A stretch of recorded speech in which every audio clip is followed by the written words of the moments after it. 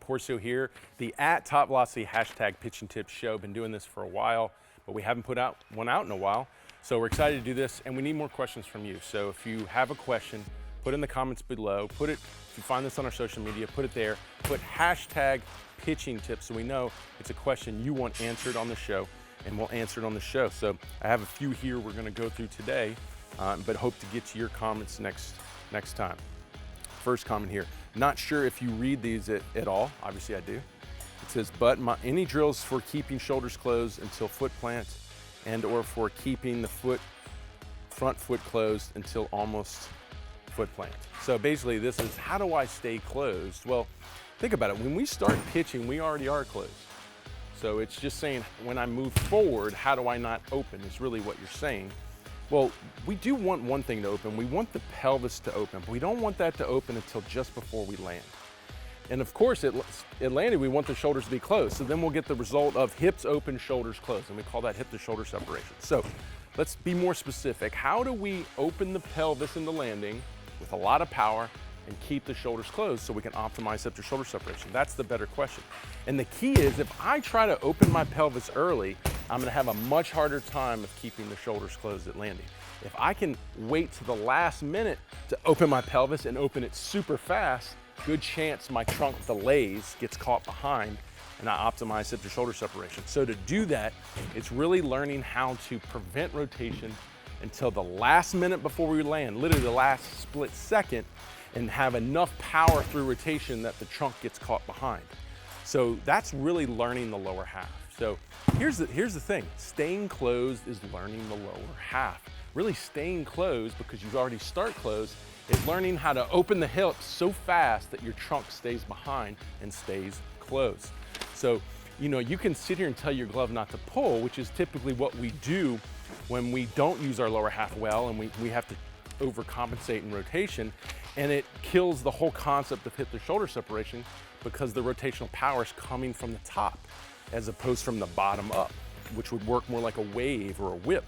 So it's really learning how to do things like hold torsion, sit on your back leg and not let your back leg rotate to the last minute, so hold it in external rotation. And if you don't have the mobility to do this, you're not gonna be able to do it. Obviously, don't pull your glove, keep it in line. Don't use it as a generator, and it won't be used as a generator. As you hold torsion, right before you land and you're falling forward and down at the same rate, you're gonna slightly open your front foot, because your front foot has to land closed, and then you're gonna give a big, powerful drive, what we call triple extension, ankle, knee, and hip flexor, to really power the hips open. If we do that late enough before landing, explosive enough into landing, we're gonna be still stuck here with our closed shoulder position. So it's really building the mobility and the power that we build in the weight room, and the timing, which we do in the biomechanical training and the drills, is what it takes. That's why staying closed is it's a lot more difficult than what you're saying it is. It's not just staying closed, it's learning how to open in the correct sequence.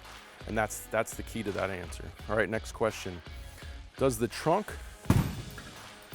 not really worded well, but it says, does the trunk been rotating forcefully by the pitcher using trunk muscles, or is it passively rotated by the pelvis? In other words, in pitching, is here only an active rotation just of the pelvis, or the pelvis torso? Should really help me to understand pitching mechanics. Thanks a lot. So basically what he's asking is it an active rotation of the trunk do we do as throwers and pitchers, or is it a counter in a more passive rotation? And it is. You're gonna actually accelerate it higher if it's counter rotated. So like if you're seeing the trunk is delaying and pulling back as the pelvis is powering open. And that really goes to the first question. That's how we move energy up.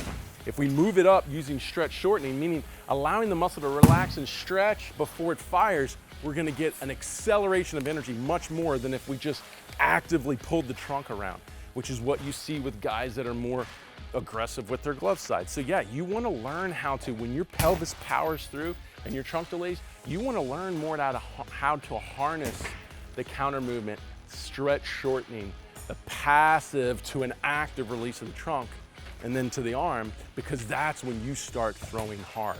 So learning how to master counter movements after you've learned to build a lower half is really how you become elite as a high velocity pitcher. That's a good question. Last question here. I'm a minor leaguer, and I'm wondering what you think is the best way to train the back leg to rotate properly. I do it naturally, and I'm trying to teach someone interested in your thoughts.